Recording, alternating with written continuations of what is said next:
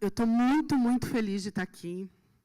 Quero agradecer ao COCEL pelo convite, ao Dicel da Dreipiranga, Adriana, pelo apoio sempre presente, o Eduardo, professor da EMF Campos Sales, que está aqui com a gente também, e a atenção de vocês. Eu vim trazer um pouco, a minha fala, eu preparei, enfim, pensei em trazer um pouco para vocês um relato de prática, contar um pouco da nossa experiência lá em Heliópolis como bairro educador, né, que é o nosso grande desafio, o nosso grande sonho, a nossa luta. E como é uma experiência, ela não é um processo acabado, né, ela não é um processo pronto e muito menos replicável. Eu acho que a ideia é a gente... O desejo aqui é que isso possa inspirar um debate, né? Um debate a partir da nossa experiência, para que a gente possa dialogar com a experiência de vocês. Eu trouxe um pequeno vídeo, eu não sei se é possível a gente assistir.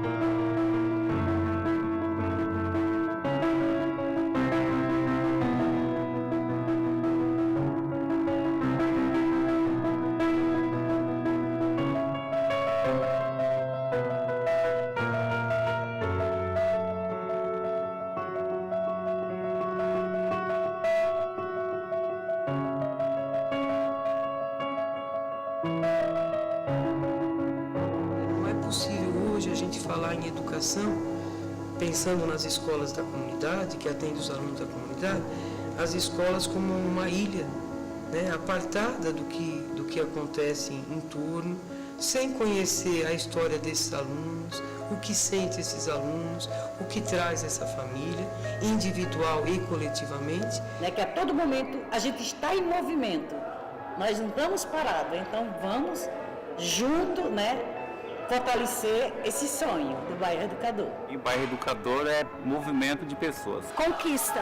É um bairro que educa, tipo CCA e as escolas aqui do Campos Sales e do Seu Heliópolis. Tudo isso aqui que a gente vivencia. Alteridade. Como se fosse uma rede de cidadania. E a participação da comunidade nas ações que nós oferecemos em relação a políticas públicas. Justiça social, que na verdade é solidariedade.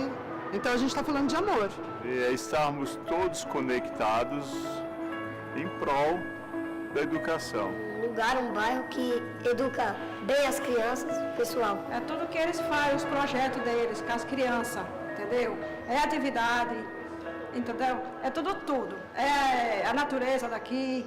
Está muito ligado ao futuro e principalmente à juventude, Então a gente tem aí uma comunidade muito alegre, uma comunidade muito unida, uma comunidade jovem, E essa comunidade jovem tem que se expressar, E o bairro Educador proporciona isso, Então esses jovens aí tá participando, sabe, tanto da questão cultural, educacional, política. É fazer tudo isso crescer, fazer parte da cidade de São Paulo, ser uma referência dentro da cidade de São Paulo. E eu acho que a comunidade de Heliópolis, ela tem essa condição, ela tem esse potencial. Ela tem história bonita, marcada por luta, por resistência, ela tem organização e ela tem uma coisa fundamental, que é a questão da solidariedade. Quer dizer, apesar de a gente vivermos numa sociedade que prima aí pelo individualismo e a gente lutar contra essa maré, a solidariedade, ela existe aqui dentro da comunidade. E às vezes a gente percebe essa solidariedade da maneira mais inusitada, num detalhe ou numa coisa maior, onde a gente acredita que ela vai aparecer, ou às vezes onde a gente nem imagina que isso possa acontecer, isso se revela. E a história revela isso. Não a história que ficou só lá no passado, mas a história que a gente vive no momento. A gente constrói um bairro educador.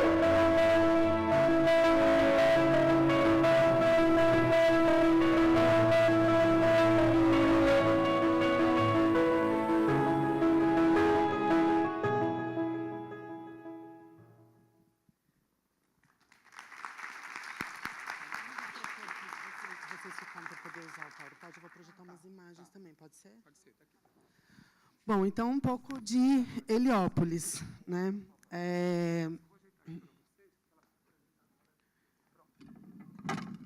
Essa é uma história. Eu amei o nome do seminário, Tecendo uma Rede de Cumplicidade, porque eu acho que é muito isso é muito a cara de Heliópolis mesmo, Como é que a gente vira cúmplice numa mesma história? Eu estou lá há 8 anos, tem gente que está nessa luta lá há 40 anos, e a acolhida e a necessidade da luta de cada um, da soma dessas lutas, é uma coisa muito presente ali, Bom, o CEL, então, fica nessa comunidade, fica na região sudeste da cidade de São Paulo, perto ali do Ipiranga. Heliópolis tem 1 milhão de metros quadrados, tem cerca de 200 mil habitantes. Já foi considerada uma das maiores favelas do Brasil. Vem se urbanizando muito intensamente nos últimos anos. E o CEL está ali, bem na bordinha de Heliópolis, num terreno de 50 mil metros quadrados, e ele foi o último CEL a ser inaugurado. Ele tem uma história um pouco diferente aí da construção, é um pouco isso que eu quero contar para vocês. A estrutura que a gente tem hoje são 3 CIs, uma EMEI, uma EMEF e uma ETEC. A ETEC lá tem o prédio próprio, não fica dentro da EMEF, tem um prédio grande. A Torre da Cidadania, que é um prédio de 6 pavimentos, onde fica também a Unicel. A biblioteca, que tem um prédio próprio também, é um prédio de 3 pavimentos, grande. o complexo esportivo, com quadras e piscina, o centro cultural, onde a gente tem um cinema e uma Fab Lab, que é da rede, o laboratório de fabricação digital, né, da rede Fab Lab São Paulo, e as praças. Então, assim, é um super céu gigante, né? E a gente gosta muito de dizer que ele foi uma conquista, porque ele foi nascendo aos pouquinhos, né? Ele ficou pronto primeiro uma parte, depois já existia a EMF Presidente Campos Sales, é uma EMF antiga, ela tem 60 anos, Edu, 60 anos. Então ela é anterior à favela, né? A SMF. Existia também já a EMEI Antônio Francisco Lisboa, logo na frente da EMF, uma praça que meio que ligava as duas escolas, e um grande terrenão da prefeitura atrás da escola, que era um ferro velho, era um lugar, um depósito de carros da prefeitura. E nesse espaço é que foi sendo construído o primeiro centro de convivência, né, e agora, em 2015, o CEL. A arquitetura, todo o espaço, todo esse projeto, ele vem atrelado a uma discussão muito importante, que é a da gestão democrática. Quer dizer, todos os espaços ali, todas as construções foram muito, muito dialogadas com a comunidade, com as lideranças comunitárias, né? Então, como é que vai ser a biblioteca, como é que vai ser a gestão? Então, a gestão vai ser no andar térreo, porque a gente quer que o povo tenha acesso fácil à gestão, não vai ficar lá em cima, então tem que ficar embaixo. A biblioteca tem que ser de vidro, porque a gente quer que o povo passe e veja os livros lá dentro e tenha vontade de entrar. Então, assim, toda a arquitetura, e o Rui Otaki foi maravilhoso nesse sentido, porque ele teve muita escuta, né? Ele, de fato, fez um processo deixou com que a comunidade participasse muito da concepção e da execução dessa obra, né? E tudo isso por conta dessa genética, que eu acho que o filme mostra um pouco, né? Uma comunidade que sofreu violências de toda a ordem, de toda a natureza, que tinha uma luta pela terra, né? Uma luta pelo direito de morar naquele lugar. Heliópolis fica numa região rica da cidade, né? A gente está bem próximo do centro, o terreno lá sempre valeu muito dinheiro, então sempre foi alvo de muita especulação imobiliária e tudo mais. Então, esses processos todos com as forças do Estado, né, em processos de reintegração de posse e tudo mais, sempre foram muito violentos. E os processos de violência da própria miséria, né, da própria falta a própria negação histórica dos direitos ali dessas pessoas que precisaram ocupar esse terreno para poder viver e que precisaram lutar muito para poder se manter ali. Então, essa organização que foi se constituindo dá o DNA desse território, né? As pessoas começam a se organizar e criar possibilidades de sobrevivência, mas também criar possibilidades de avanço, né, para além da sobrevivência, possibilidades de vivência, né? Então, essa história da Associação dos Moradores, a UNAS, que é a maior associação que hoje a gente tem em Heliópolis, essa história de mobilização, de organização, de articulação das pessoas de lá, junto com a história da EMF Campos Sales, que começou lá no começo dos anos 2000 a elaborar um projeto político-pedagógico inovador, né? Começou a romper com algumas barreiras, inclusive físicas, né? As paredes, os muros, a derrubar esses muros e a se aproximar da comunidade. Essa comunhão entre a escola e a Associação dos Moradores é que possibilitou o surgimento desse CEL. Essa última foto aqui da Caminhada da Paz, ela expressa bem isso. A caminhada ela acontece há 20 anos, sempre no mês de junho, faça chuva ou faça sol. Eu botei a foto dela acontecendo na chuva, que eu adoro essa foto. Quer dizer, faça chuva ou faça sol, essa caminhada sai pelas ruas, pelas vielas da comunidade, para levar as pautas, levar as discussões que acontecem no território para o debate público. É isso que a Caminhada da Paz faz, né? A construção da cultura da paz, ela vem a partir da luta por direitos. E essa história a gente vem trabalhando há 20 anos, né? Então, isso tudo, a construção desse CEL, a a articulação de uma rede mais ampla dentro do território, ela passa por alguns conceitos aí que a gente foi elaborando e que eu estou tentando sistematizar e trazer aqui para vocês. O bairro educador ele se fundamenta numa educação transformadora. Isso parece lugar comum, mas não é toda educação que é transformadora, a gente sabe disso.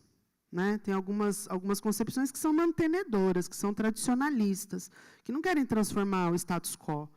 Né? E o que a gente está falando é de uma educação que, de fato, deseja a transformação social. Né? A justiça social, enfim. A cidadania plena.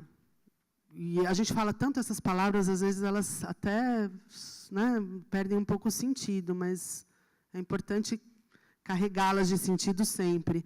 Então, uma das premissas é que essa educação transformadora está baseada em 5 princípios que a gente foi construindo dentro da escola. Eles surgem como fundamentos do PPP da Campos Sales, mas hoje eles já são princípios de vários equipamentos ali do território.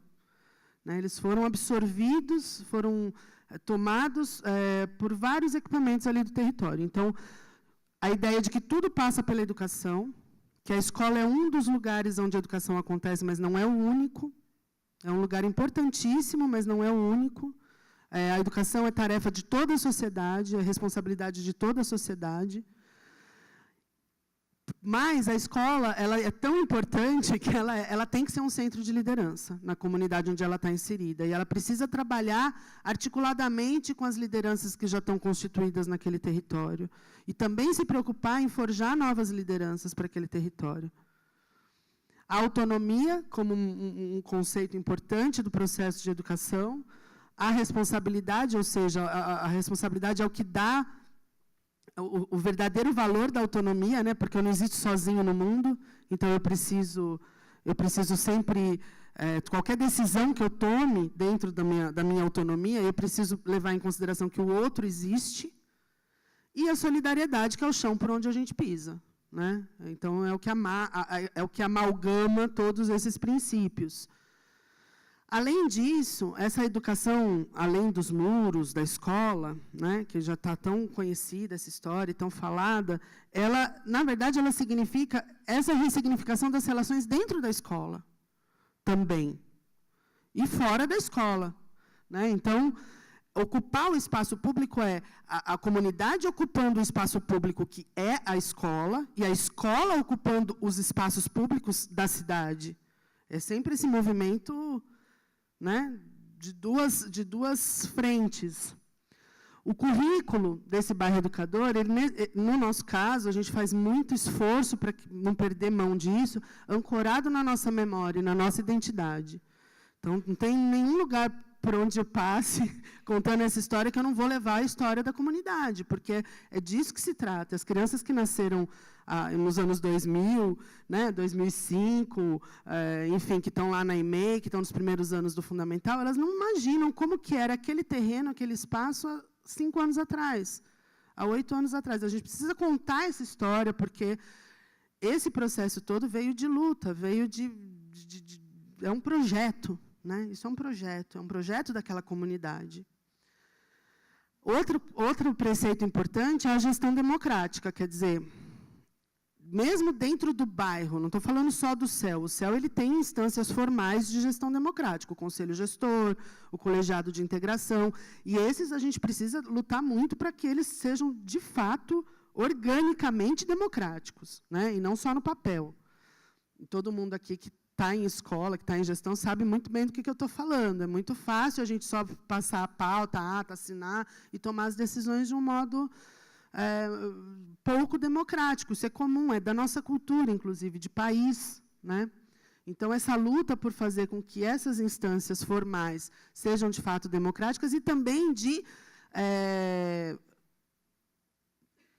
esparramar essa vontade de criar outras instâncias em outros lugares, em outros equipamentos. Né? Então, os CIs que são conveniados, que são indiretos, a gente vai lá e ajuda a montar comissão de famílias. Então, a maneira que a gente tem de esparramar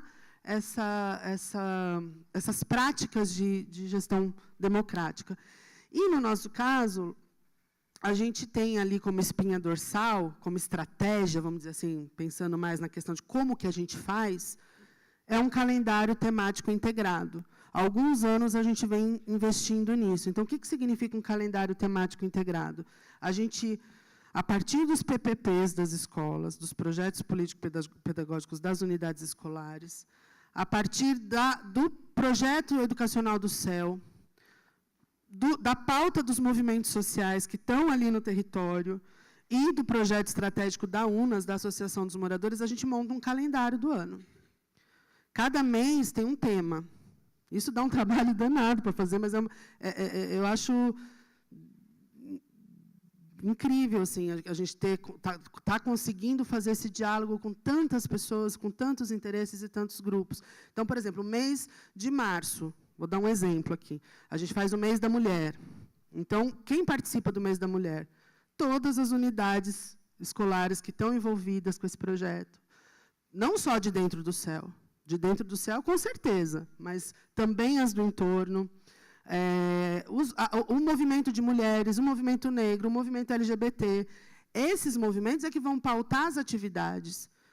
Né? Olha, a gente tem aqui uma palestra para as famílias, a gente tem uma roda de prosa, a gente tem, enfim, as dinâmicas, as atividades são muito pautadas pelos movimentos. Então, um pouco da nossa metodologia, né?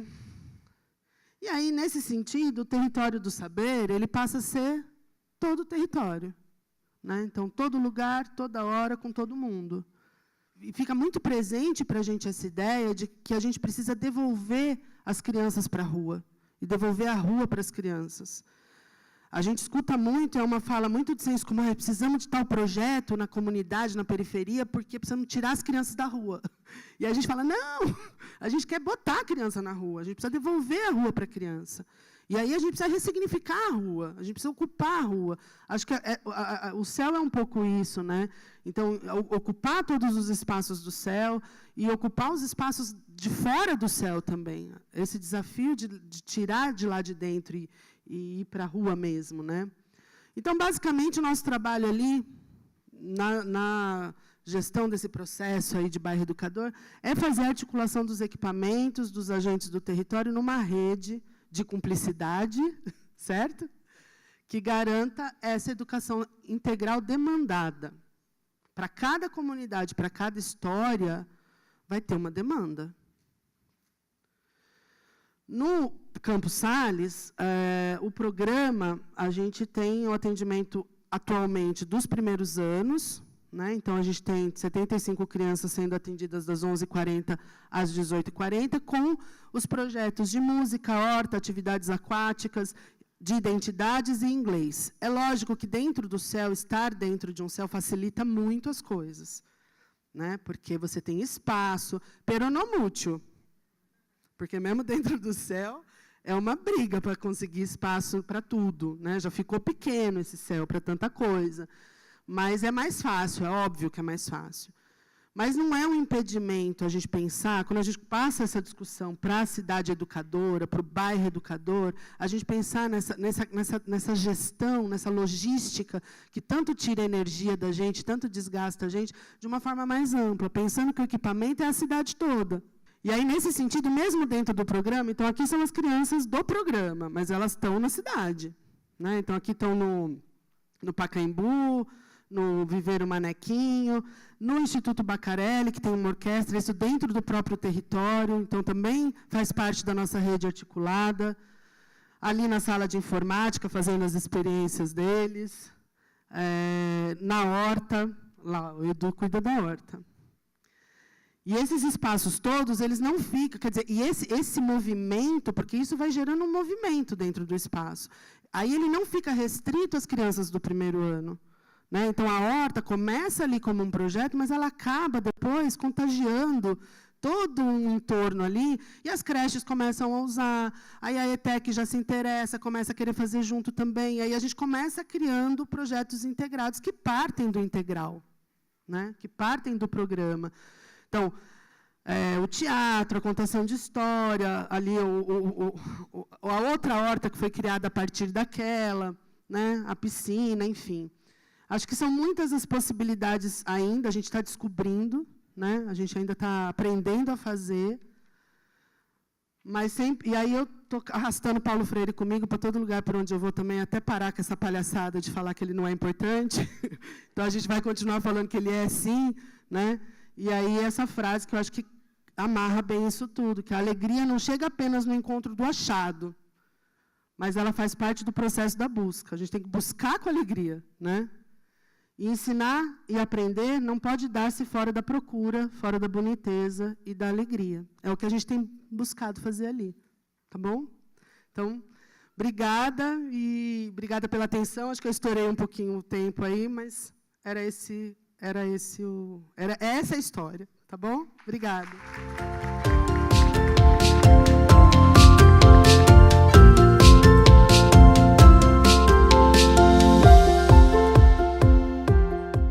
Bom dia novamente a todos. A gente vai falar, então, um pouquinho sobre o que aconteceu aqui com o Volpo. Alguém já tinha ouvido falar do Volpo? Além do pessoal de Santana Tremembé? Então tá bom. Bom, o Volpo é um coletivo que foi criado em 2014, lá no Parque... Alguém já ouviu falar também? Tá. No Parque Vila Maria. Bom, o Volpo foi criado para o jovem ter a sua vez de, né, se expressar, poder falar o que ele tem para falar e tudo mais. Vocês puderam ver aqui que temos diversos temas, desde intolerância religiosa, é que hoje não teve LGBT, mas a gente tem pausa LGBT, a gente tem feminista, a gente tem poema social. Da pauta negra. Pauta negra também. Então, a gente tem um pouquinho de tudo. E isso faz com que a gente consiga se expressar melhor e tal. A gente pode se dizer assim que foi escolha nossa, obviamente, né? A maioria dos nossos poemas que a gente declamou aqui são autorais, a maioria de hoje. E isso faz com que a gente se expresse melhor, então não tem assim muita coisa pra falar. A gente busca falar sobre o que a gente vive, né? Sobre a gente. Então, tipo, a gente se identifica com o poema e declama, porque é algo que a gente passa, a gente vive. Então, a gente busca falar sobre sobre nós, nossa história. Exatamente. E lá no projeto a gente tem, né, o nosso projeto que chama Poesia para Valer, dentro da nossa escola, MF Paulo Carneiro. E ele é no contraturno. Então, o pessoal que estuda de manhã faz o projeto à tarde. O pessoal que estuda à tarde faz um projeto um pouco mais cedo. E aí a gente acaba falando, discutindo esses temas e tal, mas por quê, mas por quê, mas por quê. E aí a gente acaba entrando num acordo lá e tudo mais, né? Nem sempre. E o projeto, ele é exatamente para isso, né? Para dar vez do jovem e tudo mais. Não só o jovem, como a gente tem também o pessoal do EJA lá na escola que faz poesia. Inclusive, a gente, né, teve o Paulo Daura, que foi lá lançar o livro no pessoal do EJA também, para quem conhece Paulo Daura. A gente lançou um livro no final de 2017 também, junto com outro coletivo chamado Poetas do Tietê. E esse ano... E junto com o Amor. O do Amor foi esse ano? Não. Ano passado também, junto com outro coletivo chamado Amor, que é Arte, Movimento e Rebeldia, da MF Marechal Rondon. A gente lançou um outro livro junto com eles. E é isso. Então, a gente acaba, né, conhecendo outros coletivos, indo em slam, indo em batalha, evento, fazendo sarau dentro da nossa comunidade, né? E aí isso é o que atrai as crianças mesmo. Gente, quando a gente vê aquelas criancinhas no sarau pegando lá o livro para ler assim, ó, sabe, é muito emocionante, sabe? É muito gratificante tudo isso, porque a gente fala, caramba, né? A gente está aqui 15, 16 anos, mas olha essa criança, caramba, estava brincando na rua, aí vê lá o barulho lá e tal. Vamos lá. Aí chega lá, tá lá, vem para cá, vamos lá, poesia, declamar. Aí vai, pega o livrinho para ler, entendeu? Então, tipo, é algo que deixa a gente, né, caramba, eu estou conseguindo espalhar isso, espalhar poesia, porque através da poesia que a gente consegue se expressar, assim, pelo menos com a gente e tudo mais. Tem a nossa, dentro do próprio coletivo, tem o pessoal que gosta mais de rap, então no rap você vê que já começa nas rimas e tudo mais. Aí já tem o pessoal que é mais calmo, bem sereninho, aquelas poesias de amor, sabe, que vocês ouviram aqui. E aí tem aqueles que é porrada, porrada, porrada, feminista, que não sei o quê. Então, tem um pouquinho de cada ali, né? É isso? Aham. E aí, gente, é isso. Então, o projeto nosso, ele, sabe, incentiva bastante a leitura, acaba atraindo pessoas de fora para dentro da nossa escola também, faz com que isso, a comunidade, né?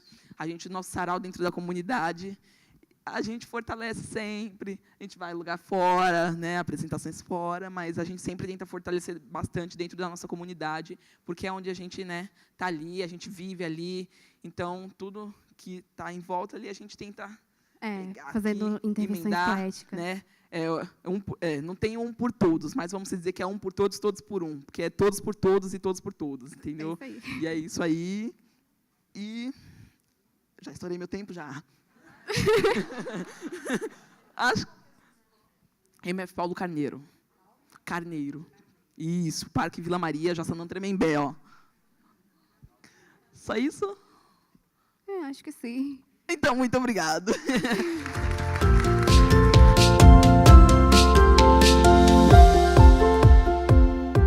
Bom, meu nome é Dayana, eu trabalho na Associação Cidade Escola Aprendiz, uma organização social do terceiro setor, que trabalha aí há 20 anos apoiando a agenda de territórios educativos e cidades educadoras, e também, claro, com a educação integral. Então, enfim, vários professores aqui, conheço dessas nossas formações, olha elas aí, eu também tenho fã-clube. Ah, fã-clube!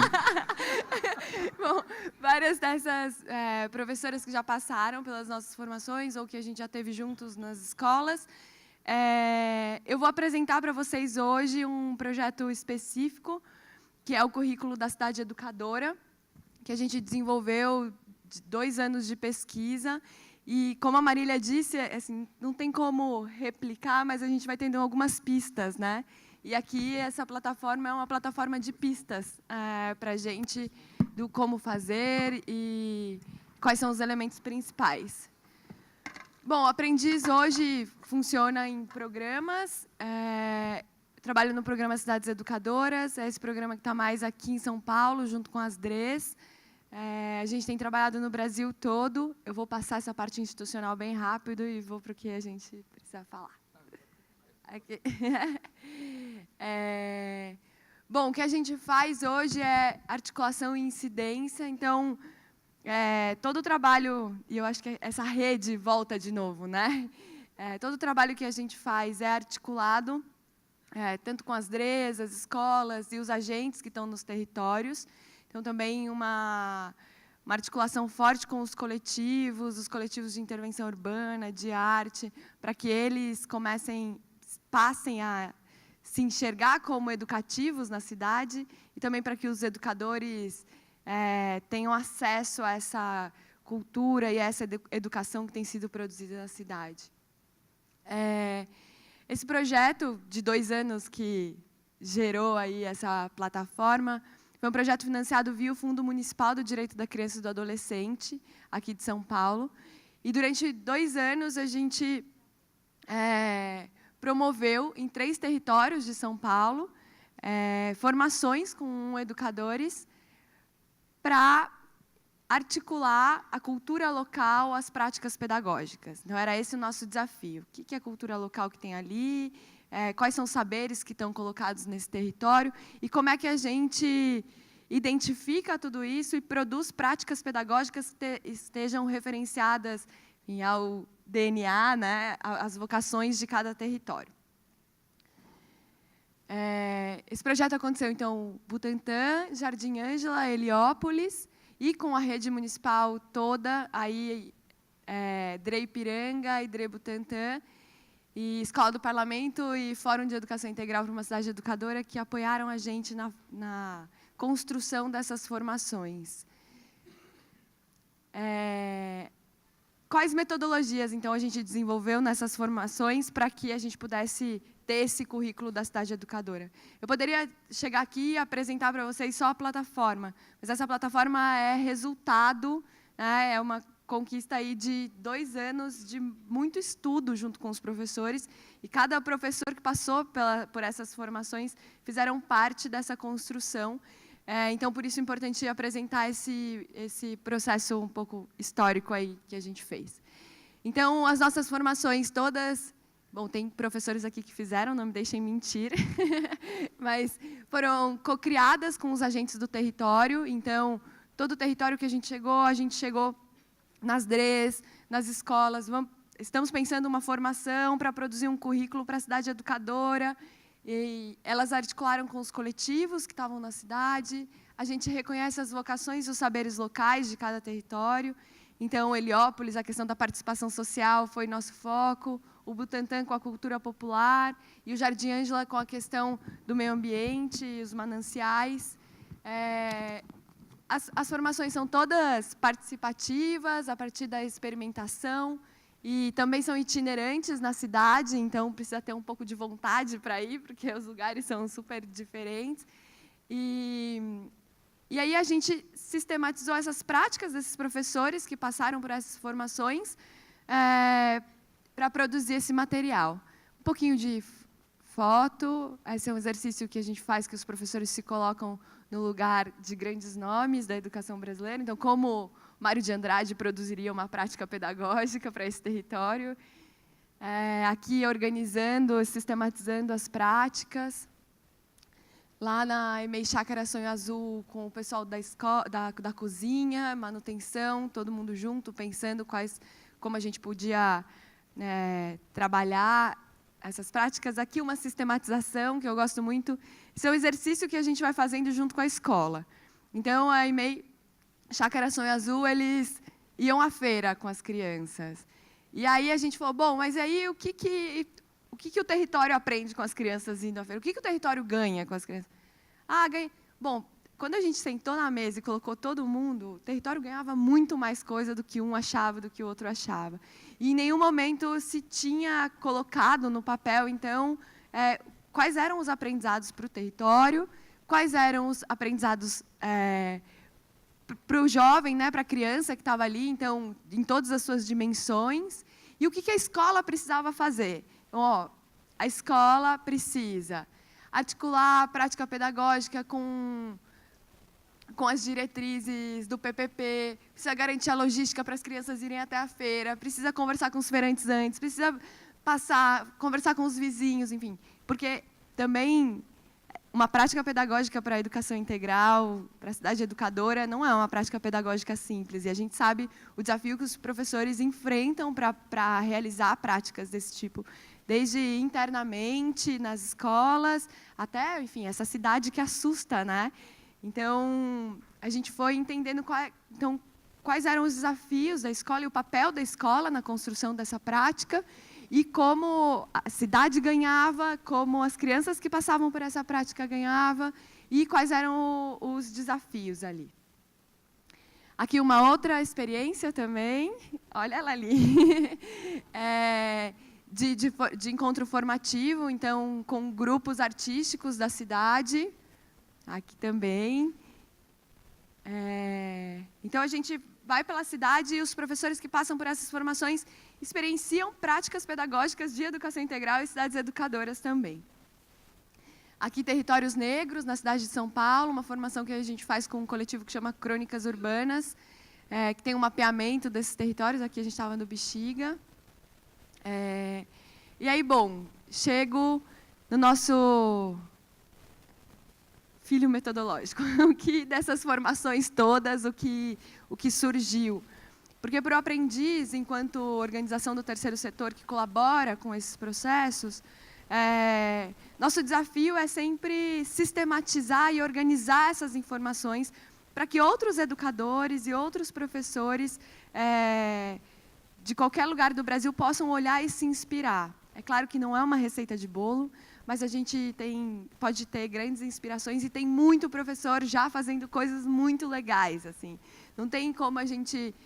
Enfim, essas práticas pedagógicas que estão mapeadas aqui eram práticas que os professores, as escolas já faziam. O que a gente fez foi olhar para elas com toda a complexidade que a cidade tem, que a educação integral apresenta, e aprofundar esses conhecimentos. Então, a plataforma chama Currículo da Cidade Educadora. A gente organizou a cidade para o olhar dos educadores entre saberes locais, potenciais educativos, e aí as práticas pedagógicas E aqui um pouco... E as intencionalidades pedagógicas. E aí nomear essas coisas são muito difíceis, né, gente? Porque elas estão acontecendo ali todas meio... Está todo mundo fazendo, aí a gente pincela, bom, isso aqui é igual dessa escola, que parece com essa, vamos organizar esse caldeirão, essa receita. Então, o que são os potenciais educativos? Isso para qualquer educador que quiser olhar para a cidade, né? Eu vou olhar a cidade como uma cidade educadora. O que são os potenciais educativos? Eles são os espaços, então, desde um muro da escola até a praça, até o museu, os espaços. Também potencial educativo podem ser os agentes que estão na cidade, então pode ser a Dona Maria que costura o bordado do boi que se apresenta, ou a receita de tapioca da Dona Joana. Todos esses agentes que estão na cidade, que têm saberes muito relevantes, eles são potenciais educativos e a gente precisa enxergá-los como potenciais educativos, se a gente está falando de práticas pedagógicas para uma cidade educadora, né? E as dinâmicas. Dinâmicas, bom, fenômenos da natureza, o trânsito, todas essas dinâmicas que acontecem na cidade, o caminhar, o encontro, todas essas dinâmicas também podem ser vistas como potenciais educativos. Aí aqui é uma área da plataforma, e depois naveguem com carinho por ela, porque tem muita coisa interessante, mas aqui é uma área da plataforma de Heliópolis, onde a gente mapeou os potenciais educativos. Então, cada pinha ali não é um grande equipamento, é um potencial educativo. E aí, por exemplo, Residencial Heliópolis, os redondinhos, que a Marília apresentou. Ele é um potencial educativo, porque ele fala sobre a habitação, sobre o saber habitação, sobre as narrativas locais que estão colocadas naquele território, sobre a organização política. Então, como é que Heliópolis se organiza politicamente e é essa comunidade que é hoje. Então, tudo isso faz parte de uma prática pedagógica lá de Heliópolis, que chama Trilha Pedagógica. E aí a gente, enfim, nessa trilha tem outros equipamentos, outros potenciais que estão mapeados ali. E aí tem os saberes locais, que são o modo de ser e fazer de cada cultura, né? Os saberes são as culturas locais. E os saberes, para um educador que vai fazer uma prática pedagógica, né, para a cidade educadora, os saberes eles precisam ser olhados como insumo, como vivência e como contextualização. Ele pode ser um tema ou um ponto de partida para você fazer a sua prática pedagógica, para você iniciar a sua prática pedagógica. E aí, nesse sentido, a gente identificou 18 saberes. É importante dizer que essas sistematizações estão sempre em fase de construção, né? Mas esses 18 saberes, a gente mapeou que eles estão em todos os territórios, em maior ou menor dimensão, mas eles estão em todos os territórios.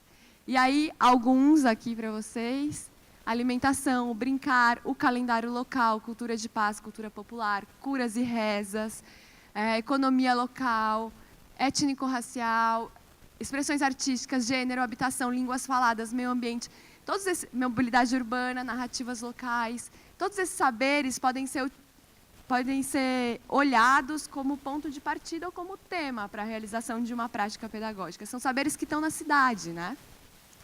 E aí eu queria mostrar um videozinho que a gente... Aí quando você clica nesse saber, a gente dá uma explicada. O que é esse saber e tudo mais. E tem um videozinho, e eu queria colocar esse vídeo para vocês, que é o vídeo de expressões artísticas. Então, de certa forma, todos os processos que tem a cidade, ou quanto assunto, ou quanto suporte, ou quanto tema, ele, de certa forma, é um processo pedagógico, porque tem a cidade enquanto educando e educador desse processo, sabe?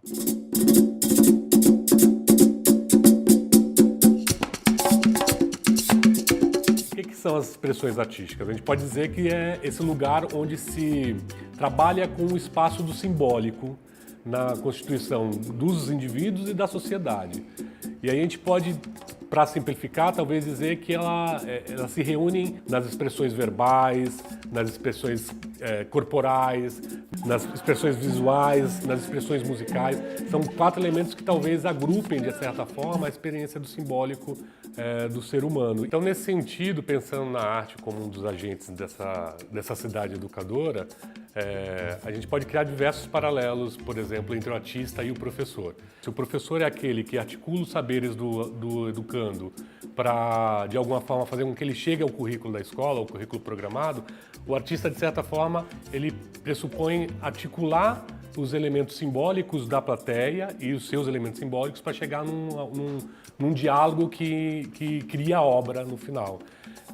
Esse paralelo dessa construção dos próprios saberes seus e do outro com o qual você está lidando é o próprio processo pedagógico, é o próprio processo de construção do conhecimento. Um paradigma que é para a escola, a ideia da cidade como um lugar, um espaço que educa, mas também é para os agentes da cidade, no sentido que eles se tornam educadores ao agirem sobre a cidade e ao interagirem com o público e com os alunos, né? Acho que tem uma questão dentro da arte, que é como a gente lida com a própria expressão humana nos mais diversos aspectos dela. A gente acaba reunindo elementos que dialogam com os outros saberes da cidade, inevitavelmente. Acho que a contribuição que a arte acaba dando para o processo pedagógico da escola, por exemplo, é fazer com que o aluno entenda que esses saberes na construção da arte são interligados, mas na própria construção do conhecimento dele também estão interligados. Então, saber identificar isso na arte também, de uma certa forma, ajuda a fazer ele entender como isso se articula na construção do próprio conhecimento dele.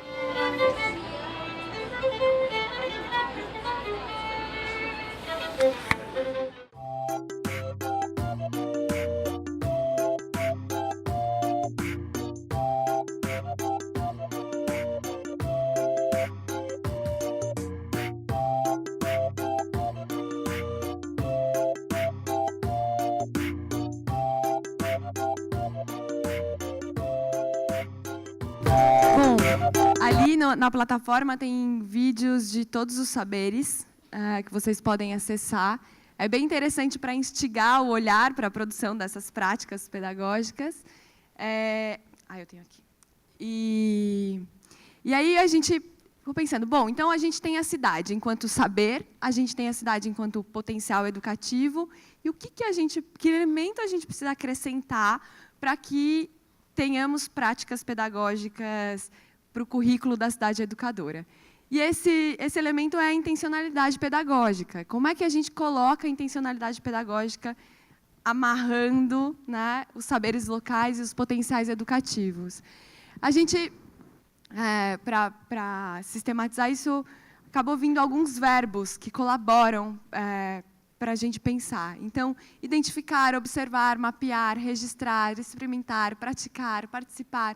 Todos são verbos que o professor pode pensar na hora de costurar os saberes locais e os potenciais educativos. Então, vou usar um exemplo. A tapioca da dona Joana, que é a vizinha da escola, fala sobre o saber alimentação, e aí você pode trabalhar com os seus alunos desde a história, da memória, da alimentação, até o conteúdo ali, daquela, né, de onde vem a farinha da tapioca. E você pode ou ir lá, bater na casa da Joana e pedir para vir com os alunos, só observar, ou você pode transformar o espaço da casa dela junto com os alunos, ou você pode intervir na praça do lado contando que tem a tapioca da dona Joana. Enfim, esses verbos colaboram para a gente fazer essa amarração.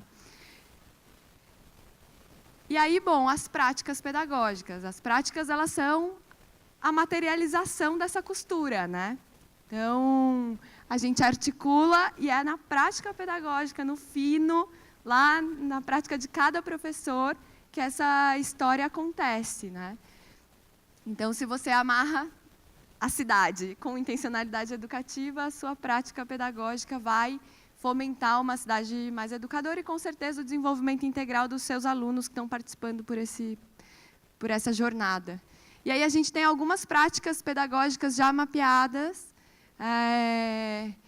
dessas escolas, desses lugares que a gente atuou.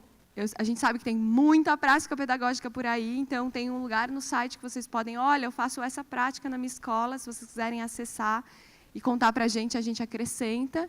E aí a gente sistematizou toda a prática pedagógica que a gente encontrou, que fazia essa articulação com a cidade, entre planeje, implemente e avalie. Então, todas elas estão de onde vem, de qual é a escola que elas vêm, quem é que faz, mas tem um geralzão que vocês podem adaptar para a prática e para o território de vocês. E o endereço é esse, cidadeseducadoras.org, especiais currículo da Cidade Educadora. E aí, só para finalizar, eu queria deixar um pouquinho dos resultados, que eu acho que é importante. A gente foi considerado boas práticas no Congresso Internacional de Cidades Educadoras em Rosário, em 2016. Muitos educadores que participam da formação recebem o prêmio do Tomiotaki de Territórios Educativos, o Felipe vai falar daqui a pouco. Articulação, e aí tem uma coisa interessante, que como foram 2 anos de formação, no final tinham alguns professores que a gente chamou de professores embaixadores de uma cidade educadora, que eram professores que já tinham sido picados pelo mosquito da cidade educadora e estavam ali fazendo todas as suas práticas, articulando esses saberes, esses potenciais educativos. E aí foi muito legal essa aprendizagem entre pares, né? Os professores próprios da rede contando os desafios e como era fazer essas práticas. Acho que isso foi um resultado bastante interessante da nossa articulação. A Escola do Parlamento, que entra como parceira nesse processo. O Fórum de Educação Integral para uma Cidade Educadora, que também é um movimento importante da cidade de São Paulo para, enfim, garantir a continuidade e a perenidade dessa agenda, a discussão sobre essa agenda. Os coletivos e agentes do território, que são pessoas que estão lá atuando nos seus grupos artísticos, nos seus grupos de estudos, de intervenção, e, de repente, essa conexão com os educadores é algo muito rico. Então, são coletivos de jovens, pessoas que estão pesquisando temas específicos sobre a cidade. Essa conexão é muito importante. E aí o seminário que a gente fez no Instituto Tomiotaki, com 4 oficinas de criação, e a plataforma. Eu acho que é isso, e aí só vou mostrar as fotos finais, que eu acho que é das formações. Essa é uma professora embaixadora, que é a Carol, que é professora de uma EMEI, tem uma prática de Carmen Miranda, que ela, enfim, ensina bordado e toda a história da Carmen Miranda, e ela foi lá contar para a gente como é que é a prática dela, e claro que nossa formação só podia ser experimental, então viramos todas Carmens Miranda. Aqui o Paulo, contando um pouco como é que é fazer aula pública. Esse lugar é em cima da Galeria do Rock. A Galeria do Rock também foi muito parceira com a gente, abriu, e a gente fica na caça desses espaços na cidade para fazer essas formações. E aqui o seminário, acho que com todos os coletivos e pessoas aí da cidade que se dispuseram a construir essa plataforma. Bom, acho que é isso. Eu queria me colocar à disposição de vocês. Também vou estar por aqui circulando, e para perguntas depois a gente conversa melhor. Espero que tenham gostado e que aproveitem da plataforma. É isso.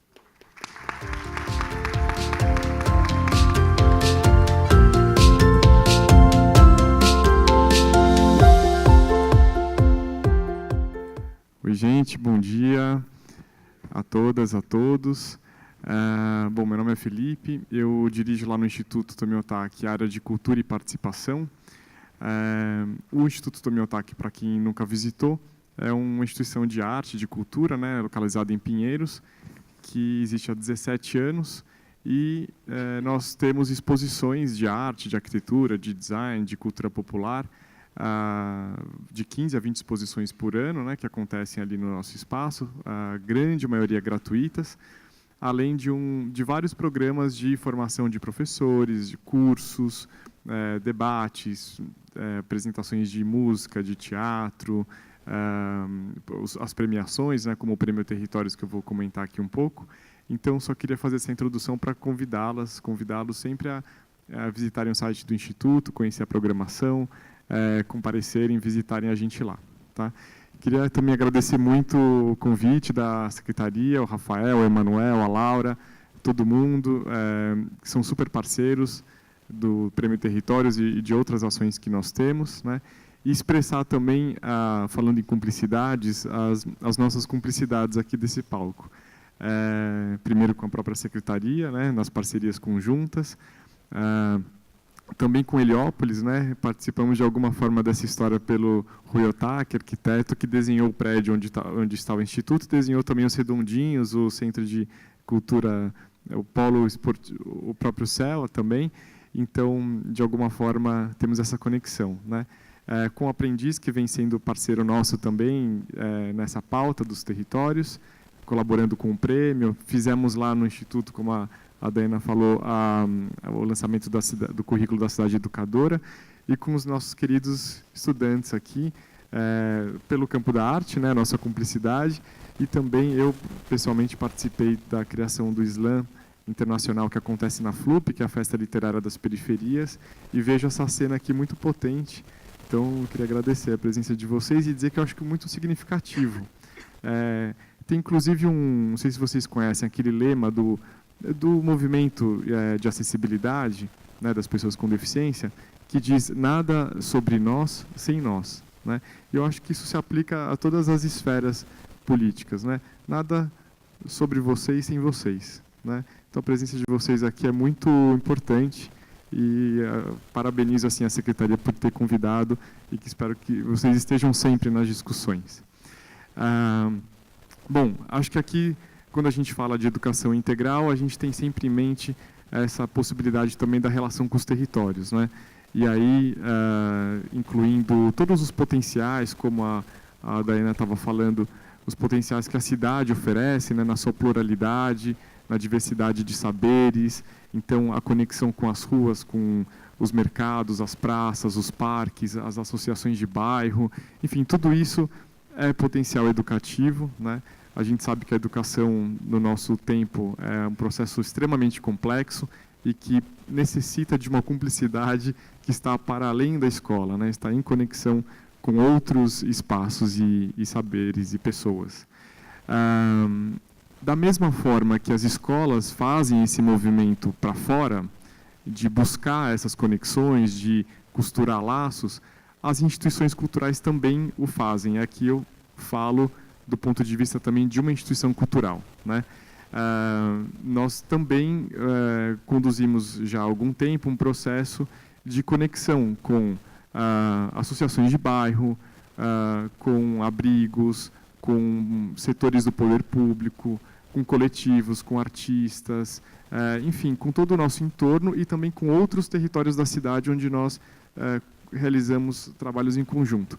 Isso faz, do ponto de vista da instituição cultural, que a gente seja muito mais poroso, conectado e faça muito mais sentido, se torne muito mais relevante para a cidade do que se a gente ficasse encerrado no nosso próprio espaço. É também um processo extremo de aprendizado para nós. A instituição se atualiza quando está em contato com esses outros agentes, né? Então, eu digo isso porque existe uma atenção e um interesse muito grande das instituições culturais hoje de realizarem essas conexões, né? E principalmente com as escolas, né? Felipe, uma das experiências... Felipe, desculpa. Diga. Eu vou só pedir para a cabine de som colocar aqui o site do prêmio. Tá. Por favor, que já está aqui na nossa tela, mas não está aparecendo aqui atrás. Tá. Eu vou chegar no prêmio, mas retomando e obrigado, Emanuel, por ajudar com isso. Mas retomando o raciocínio, o interesse das instituições em se conectarem com os seus entornos e com a cidade de uma forma geral passa muito pelas escolas, né?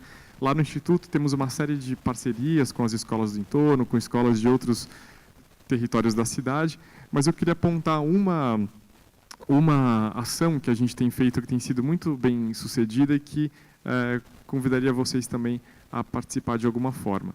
Nós temos, para as exposições de médio e grande porte no Instituto, nós temos criado publicações educativas, como essas aqui. Vou mostrar rapidamente, por exemplo, essa aqui é ligada à exposição Histórias Afroatlânticas, a última que nós realizamos lá no Instituto, sobre a história da escravidão nas Américas, né?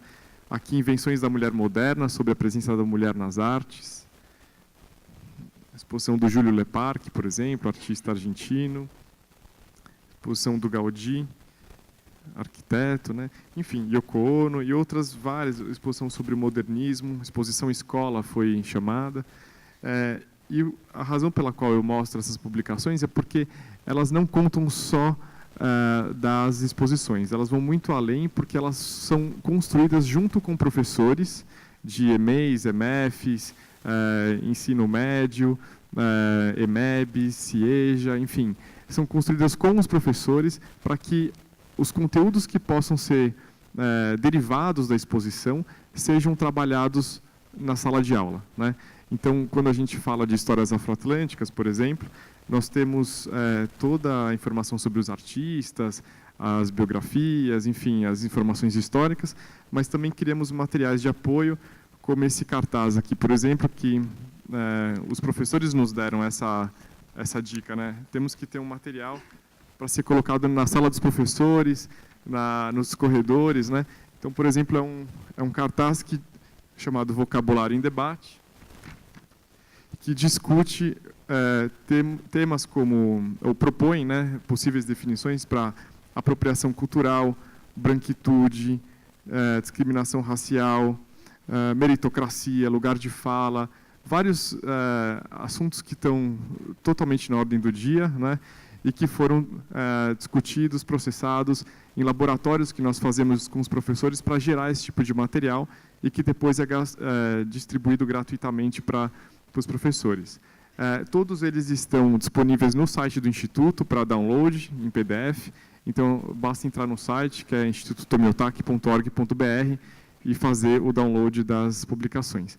Eu conto isso por conta da relação com o território, né? E quando a gente pensa em território, a gente está pensando na cidade como um todo. Então, faço um convite para enxergarem as instituições culturais como aliadas nos processos de vocês, pedagógicos, acessarem as instituições, buscarem os contatos, porque existe um interesse e é um processo de ganha-ganha, né? Bom, para não me alongar muito, eu queria já chegar no Prêmio Territórios, que é uma dessas ações que nós temos realizado há 3 anos, né? É uma premiação em parceria com a Secretaria Municipal de Educação e que busca justamente reconhecer e premiar, valorizar as iniciativas que estão acontecendo na rede municipal de São Paulo, ou seja, vocês, e sabemos que tem uma quantidade enorme de projetos, de iniciativas que vem acontecendo na cidade em conexão com os territórios. E quando nós pensamos nessa conexão, não pensamos apenas em projetos que aconteçam na rua, digamos assim, né? Fora da escola. Há muitos projetos que convidam também os territórios para dentro dos seus espaços, né? Então, aí temos exemplos como, por exemplo, um dos ganhadores, que é o professor Leno, da escola do Real Parque, me fugiu, José de Alcântara, MF, que faz um trabalho incrível com a comunidade indígena dos Pancararu, e que hoje habita a escola. Existe um memorial lá dentro, por exemplo, existe toda uma conexão, um estudo, uma relação com esses povos, né? Temos vários projetos nesse sentido, né? De convidar o território para dentro da escola e fazer com que a escola se oxigene muito também, né? Então, o prêmio ele tem uma amplitude bastante grande. Ele não é um prêmio... A gente fala em projetos que lidem com a cultura, mas quando a gente está falando em cultura, a gente não está falando só nas expressões das artes, estamos falando em todos os saberes, fazeres, as práticas que podem ser encontradas na cidade. E o processo de inscrição é bastante fácil. Ele é feito pelo site prêmio-territórios.institutotomiotaki.org.br. E antes de a gente passar esse vídeo, eu só queria contar 2 coisas. Ele tem durante o ano um processo de formação, um laboratório, que nós vamos realizar, na verdade, no começo do ano que vem, Laboratório Territórios, em parceria com o Aprendiz, que é justamente para exercitar aí as práticas possíveis de serem realizadas nessa relação escola-território. E No que tange a premiação em si, as inscrições vão até 21 de dezembro, estou anunciando aqui agora em primeira mão porque elas iam até dia 10, nós prorrogamos até dia 21 de dezembro, então convido vocês a se inscreverem seus projetos, e os projetos premiados, eles ganham a gravação de um documentário sobre o próprio projeto, bolsas de estudos em cursos de artes lá no Instituto Tomiotaki, uma biblioteca que é doada para a escola e para os professores envolvidos, encontros de formação com educadores e artistas e uma verba em dinheiro de apoio ao projeto. Então, esses são os itens de premiação. A inscrição, nós convidamos não só professores, mas todo o corpo gestor das escolas a se inscrever. E quanto mais colaborativo o projeto for, quanto mais ele envolver o projeto pedagógico da escola, melhor, né? Então, por isso, na própria inscrição, idealmente, temos ali não só um professor ou um coordenador, mas também outros agentes escolares participando da inscrição. Acho que a gente poderia ver, primeiro, não sei se o nosso amigo ali vai soltar o vídeo, não esse, por favor, eu acho que eu queria mostrar primeiro um dos projetos ganhadores, numa das edições. Hoje são 20 ganhadores já, porque tivemos 10 em 2016, 10 em 2017. Estamos na terceira edição. Esse mesmo. Esse é um trabalho desenvolvido pela professora Edna, na EMEI Gabriel Prestes, na Consolação, mas temos escolas de todas as DREs e esses vídeos estão disponíveis no site do prêmio também. Então, convido vocês a conhecerem esses 20 projetos já ganhadores, com esses pequenos documentários, e o próximo pode ser um de vocês, né? Vamos ver um pouco rapidinho esse vídeo da Gabriel Prestes.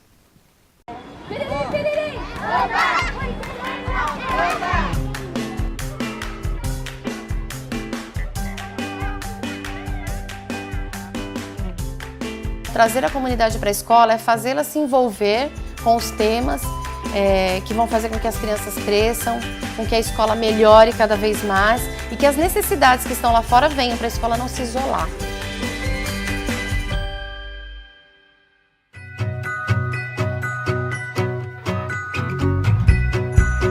O projeto Exploradores da Cidade, na verdade ele se construiu de uma ideia de buscar significado ao que era ensinado e compartilhado com as crianças na escola. O objetivo é esse, as crianças não precisam aprender somente dentro da escola, né? Há um recurso muito grande lá fora que elas podem interagir e aprender, né? E aprendem brincando, que também é o nosso foco, né?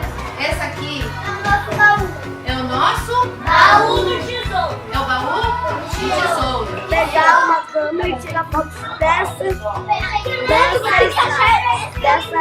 de tudo que tem no papel. Através da exploração, do encantamento que a exploração dá, nós buscamos a cidade, os espaços que tenham potencial para isso, para dar significado a tudo que é conversado nas rodas de conversa. O espaço lá fora, o território, ele dá essa riqueza de oportunidade. A problematização, ela é mais rica, ela não é combinada, né? Ela é de verdade. Então nem sempre você vai ter a resposta, então você vai guardar aquilo na manga para dar continuidade durante as experiências do ano dentro da sala de aula, né? Onde é o nosso laboratório, onde é o nosso quartel-general, onde a gente se prepara e a gente vai em busca da exploração nesse campo riquíssimo que é a cidade, né?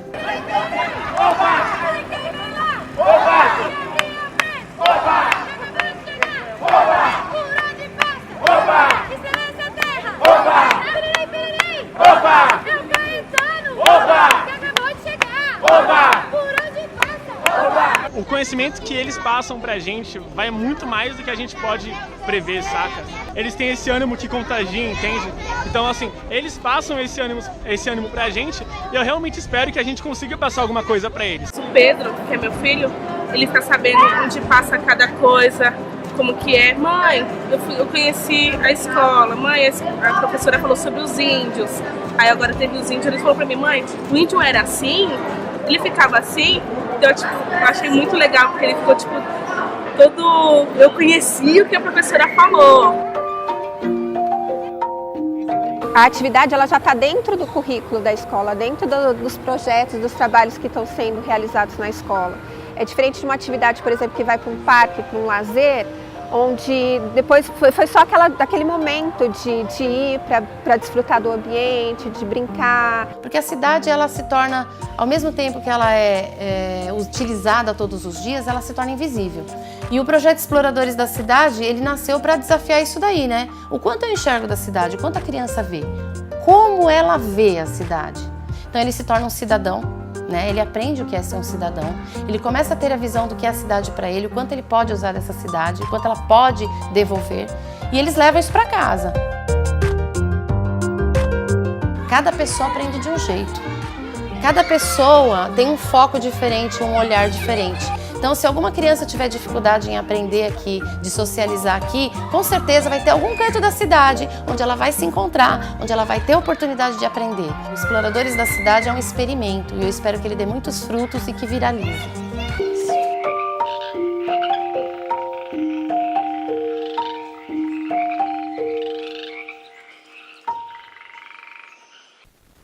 Bom, esse é apenas um dos exemplos, né? A gente sabe que cada escola tem um contexto, cada escola tem suas condições, mas todos os territórios e todas as escolas e todos os professores têm as suas potências e se vocês visitarem os vídeos vão ver como há uma diversidade muito grande de estratégias que estão sendo usadas para as escolas se conectarem aos territórios, né?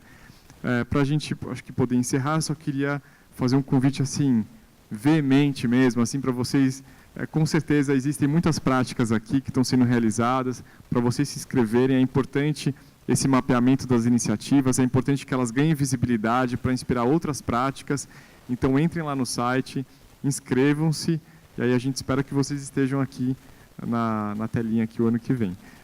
Queria então só um vídeo de 1 minuto que lança aí a edição desse ano e convida para as inscrições.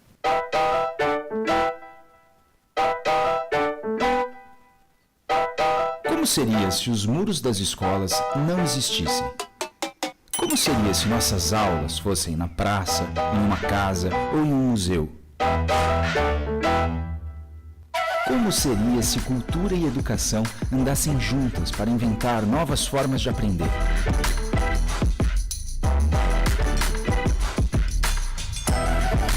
Se sua escola está desenvolvendo algum projeto em conexão com outros territórios da cidade, inscreva-se no 3º Prêmio Territórios. Inscrições de 3 de setembro a 10 de dezembro. Acesse o site premioterritorios.institutotomiotaki.org.br.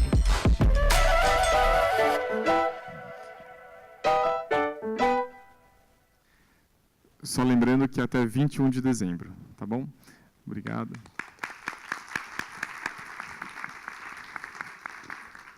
Bom, super obrigado, Felipe, e a todos que aceitaram esse convite de fazer parte dessa grande rede, né, de cumplicidade junto conosco. Então, como Educação Integral é movimento, a gente vai se movimentar de novo agora para cá. Foi muito bom, gente, fazer esse exercício aqui do vai para lá e vem para cá, porque isso vai ilustrando também para a gente, né, que a escola é isso, né? É esse movimento, é essa vida, é esse eterno fazer e refazer. Então, acho que ilustrou muito bem esse momento nosso aqui, né? De faz a roda novamente. E eu quero, além de agradecer, né? Deixar aqui a minha gratidão mesmo por esse momento, por esse dia maravilhoso, em nome aqui da própria Secretaria de Educação, em nome da nossa coordenadoria, dos CELs da Educação Integral, da COCEL, em nome do Núcleo de Educação Integral, e dos nossos grandes parceiros, né, que estão todos aqui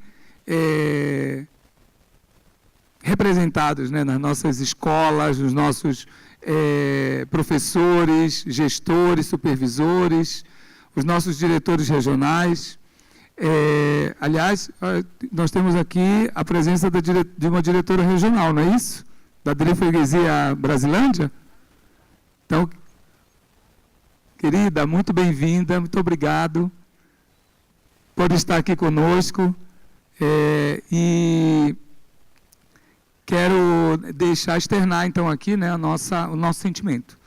E dizer que essa manhã, para a gente, foi muito, realmente, potente, para pensar, então, caminhos para as nossas escolas que aderiram agora ao programa São Paulo Integral, e para as escolas também que já estão nesse movimento há algum tempo, pensar lá nos nossos caminhos possíveis, nas nossas possibilidades, nos nossos territórios do saber, que, aliás, o território do saber, que está dentro do programa São Paulo Integral, ele corrobora, na verdade, com tudo isso que foi apresentado hoje aqui. Porque, conceitualmente, o território do saber, ele é esse diálogo, né? Essa junção do território educativo com a experiência. E essa experiência é essa experiência que passa pelo nosso corpo, não é uma experiência qualquer. Né? É a experiência que o Volpo trouxe aqui com o protagonismo e com a autoria dos meninos e meninas que falaram de poesia hoje de manhã. Né? É a experiência dos nossos professores que trazem, então, das suas identidades, das suas culturas e do próprio contato com o território, esse grande diálogo. Então, formando essas grandes áreas, né? Essas grandes áreas do saber, que constituem, então, os nossos territórios do saber e que vão se desdobrando em experiências pedagógicas, com toda a intencionalidade, com todo um trabalho desenvolvido e cuidado, não é? Pensado por uma proposta político-pedagógica em conjunto. Então, eu quero agora abrir esse momento para que a gente possa fazer perguntas, e finalizar aqui a nossa manhã.